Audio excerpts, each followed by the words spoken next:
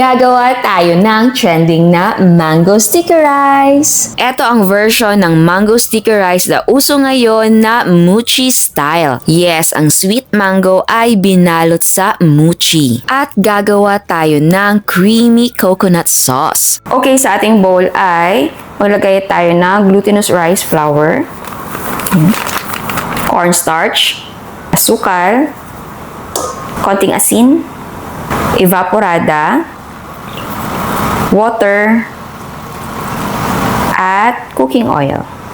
Tapos ay i-mix na natin ito na mabuti.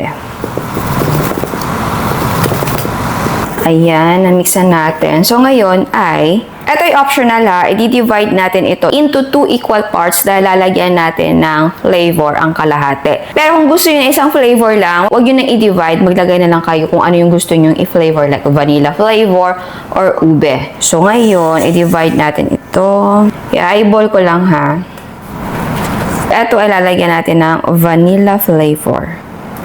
Ito naman ay lalagyan natin ng ube flavor. Tapos, maglagay na din tayo ng violet na food color para sa kulay. Para sure na matingkad. And then, i-mix na natin to.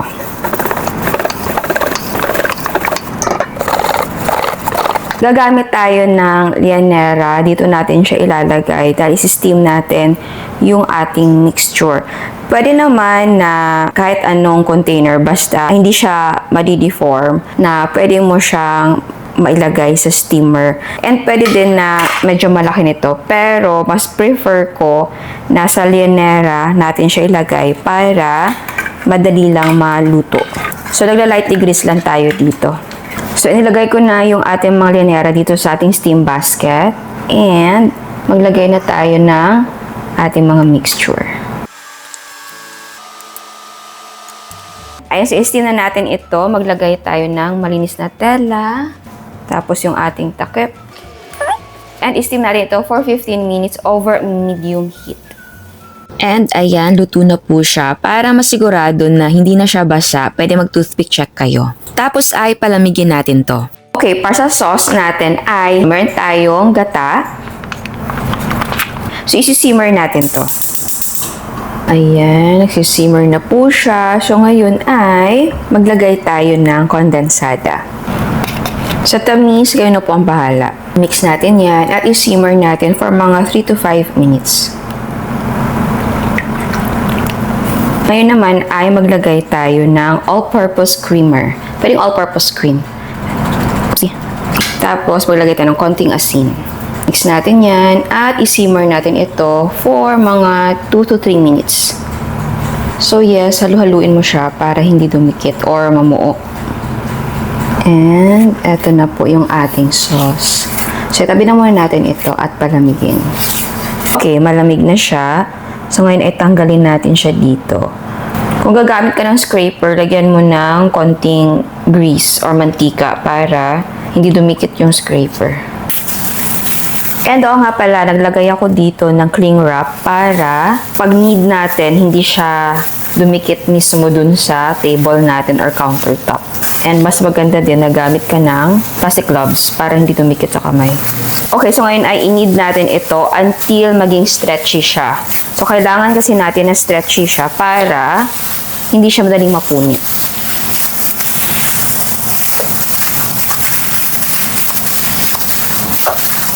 So itong malagkit natin ay hindi siya totally malamig.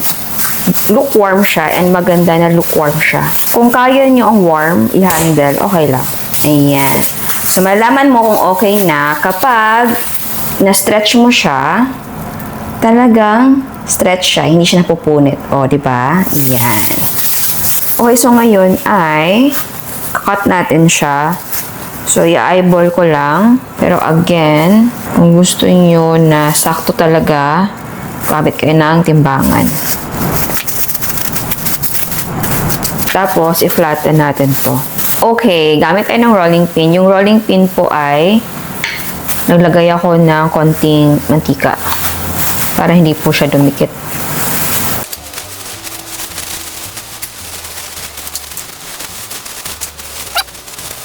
Tapos ilagay natin yung ating mangga, kalahati nung mangga natin. So ito yung isang pisngi.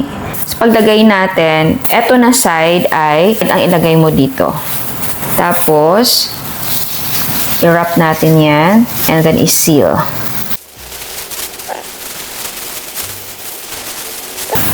Ayan, ayusin natin. Tapos ay i-coat natin siya ng ating toasted na glutinous rice. So, dapat, tustahin mo na muna ha, yung glutinous rice bago mo siya i-coat dito. Dahil kung hindi, hilaw yun. And dapat ang pagkakalagay ng toasted na glutinous rice ay sobrang nipis lang. Tapos, shake natin yung excess. Ayan. Tapos, ay ilagay natin siya dito sa clear pack natin. Sa container na gagamitin, kayo na ang bahala. Tapos, para sa sauce, ito yung lalagyan natin. Yep. Tapos ay mag-topping tayo ng toasted na sesame seeds. Ayan. Pero maganda kung i-cut natin, no? Cut kaya natin. Ito naman next. So, same, i-divide natin ito into 4 equal parts. Tapos, i-flatten natin to. Kung kaya kamay, pwede naman. Pero, mas prefer ko na may rolling pin. Again, lagay tayo ng mangga. Wrap natin.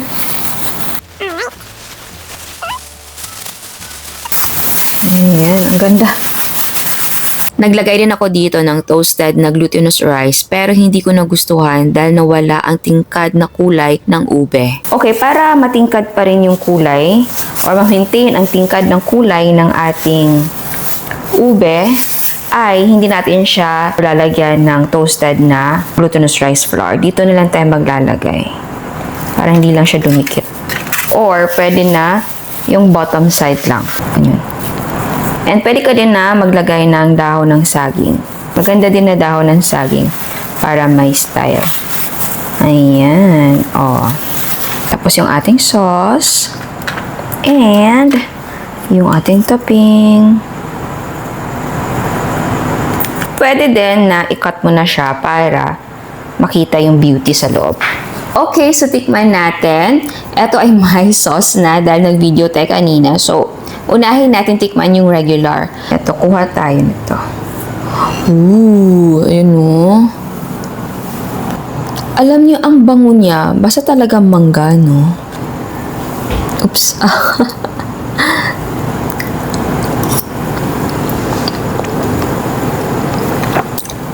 Oh my God. Napaka-heaven ng lasa kapag mangga, no? Tapos yung mochi, ang lambot. Yung mochi mismo, hindi mo na mapapansin na wala siyang masyadong lasa dahil sa ating mangga and sa sauce. Ang sarap po ng sauce natin. Malinamnam. Malinamnam talaga yung ating sauce. Siguro, wag yung tipirin yung sauce. Yung pabao natin, parang bitin talaga yung sauce na inilagay natin. Oh my gosh. Masisira ang diet ko. Ang sarap na talaga, promise.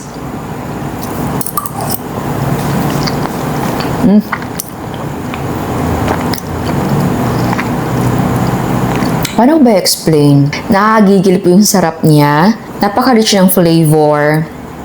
Naka-complement lahat, lalo na matamis yung ating mangga. Again, pili po kayo ng matamis talaga na mangga. Ang sarap ng mochi. Ang combination kasi ng lahat ay perfect. Yung mochi malambot, yung mangga natin matamis, yung sauce natin napaka-rich ng lasa. Yung gata kasi, kapag nilagyan mo yan ng gatas or cream, tapos kondensada, nag-iiba yung taste profile niya. Basta nakakagigil, parang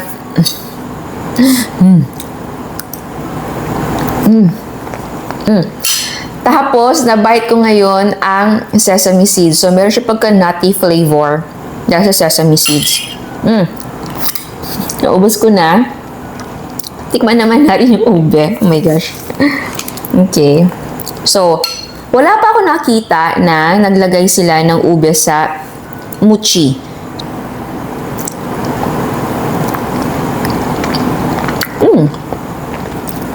din. Hindi strong yung lasa ng ube natin. Pero kung gusto nyo na lasang-lasa yung ube, pwede naman dagdagan. Pero alalay lang ha, sa kulay and sa ube flavor dahil baka magkaroon ng aftertaste. Yung sauce talaga. Huwag niyo po talagang skip or tipirin yung sauce. Ang sarap. Okay, sa pag-serve or sa pagbenta, pwede naman na hindi nyo hatiin. Ito kasi ay hinati ko. Kasi gusto ko na makita agad ng customer yung mangga. Ayan o. Diba? So, nasa inyo yan. And, kung gusto nyo, mas maganda pa yung packaging, again, pwede kayong pumili ng ibang packaging. Or, eto, tapos lagyan nyo ng banana leaves. Mas maganda siya tignan. Mas nakakaakit sa mata. And kung gusto nyo ng ibang kulay ng mochi, pwede. Oo. Pwede yung iba't ibang kulay ng mochi. Tapos vanilla flavor lang. Pwede gawin nyo. Ay, pwede din buko pandan. Yan. Mag-experiment kayo. Pwede pula, green, yellow, di ba? Maganda mag-experiment para meron kayong sariling twist. So, ayan, sana nagustuhan niyo ang recipe natin ngayon. Ciao! At sa mga hindi pa nakasubscribe, please subscribe sa ating YouTube channel and please click the notification bell and please click all para ma-notify kayo sa lahat ng uploads. And please don't forget to like our Facebook page and follow us on Instagram. Thank you!